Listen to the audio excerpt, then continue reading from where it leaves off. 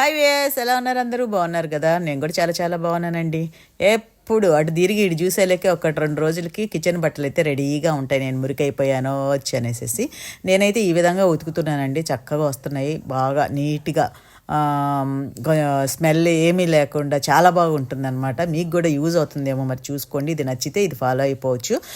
నేనైతే ఫస్ట్ అదేంటి మన సర్ఫ్ ఒకటి కొంచెము, తర్వాత సోడా ఉప్పు కొంచెము, తర్వాత వెనిగరు, ఇవన్నీ వేడి బాగా మరిగే నీళ్ళు వేసేసి బాగా కలిపేసిన తర్వాత మన కిచెన్ బట్టలన్నీ వేసేసి తడిపేసేసి ఒక 20 నిమిషాలు పక్కన పెట్టేసేసి చేత్తో నిలిపేసినా కానీ చక్కగా నీట్గా అసలు చాలా బాగా పోతుందండి మురికైతే. తర్వాత ఏంటంటే మంచి, అంటే పాత ఈ నూనె ఈ వాసన అంతా ఏం లేకుండా చాలా ఫ్రెష్గా మంచిగా ఉంది. మళ్ళీ యూస్ చేసుకోవడానికి చాలా బాగుంది. నేనైతే ఇది కొనుక్కున్నాను కదా, చిన్న వాషింగ్ మిషన్, ఈ మన కిచెన్ బట్టలకి, దేవుడి బట్టలకి, వాటికి కొనుక్కున్నాను కదా, దాంట్లో వేసేసాను అనమాట. చూడండి మురికి ఎంత భయంకరంగా వచ్చిందో, అసలు అంత మురికి ఉందని కూడా అనిపించలా.